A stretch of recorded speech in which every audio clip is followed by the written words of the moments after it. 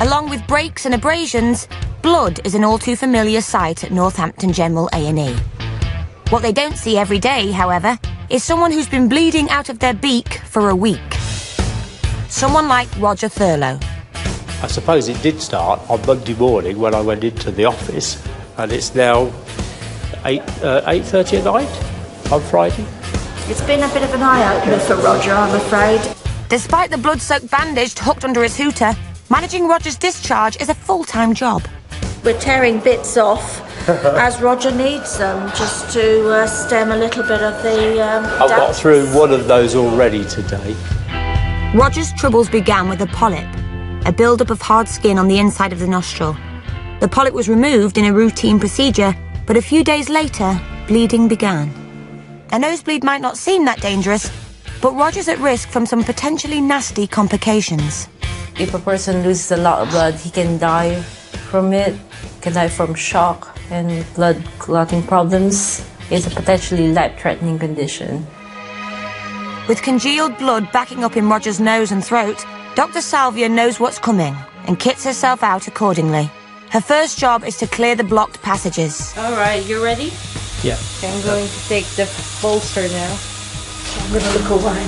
If, like Carol, you're a little squeamish, you'd be well advised to look away now. As the bolster comes away, a nostril full of congealed blood comes with it.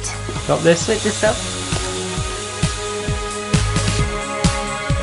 And once the nose is hoovered out, Dr. Salvia's next step is to insert creamed packs up the nostrils to prevent further bleeding. I'm just going to put this, and hopefully this would stop the bleeding. Okay. Oh, right, so no need to cauterise anything? Yeah, no need to cauterize or anything. Right. There's a white stuff, it's antibacterial. Good.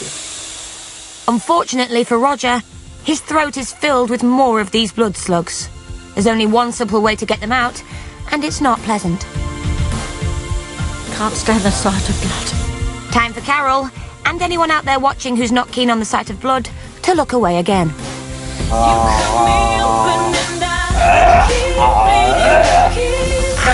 Come it out. Excellent, well done. It's horrific. Absolutely horrific. That boy's been all right.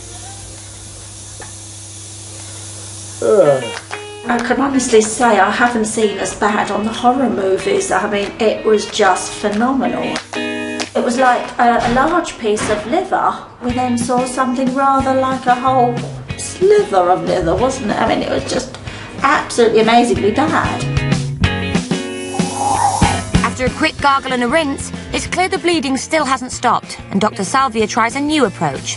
Inflatable packs, known as nasal tampons, to keep the blood at bay. Oh, God, straight. Just relax for me. Sorry, it's just horrible. Oh, it's not nice. Sorry. Sorry. That's all right.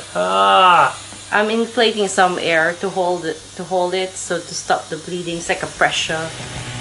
That's right. Dr. Salvia is going to blow up those brain ticklers like a bicycle tyre. If these packs don't stop the flow, the only other option is surgery.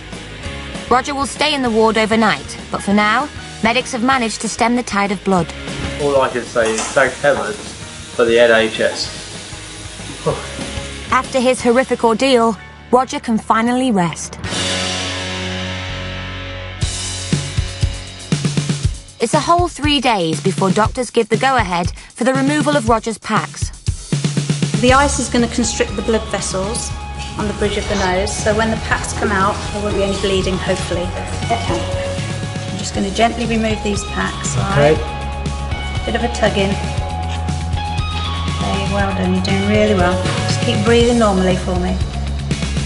It's wonderful. Well, I've got to say, that was a cinch. Yeah? If bleeding resumes now, Roger will be straight into surgery. Ow. Sorry, you're right. Yeah, that one's a little more. That's That's all right, though. Okay. Wonderful, well done. The packs do come out smoothly, but there's a nerve-wracking wait to see if bleeding begins again. It's a sudden shock to find you can breathe through your nose again. It's wonderful. I'm a very happy chappie. An hour later, Roger's out of bed and ready to go home. First thing you want when you get home, nice cup of tea. I'm really looking forward to that. Yeah, it's nice that he's going to be coming home.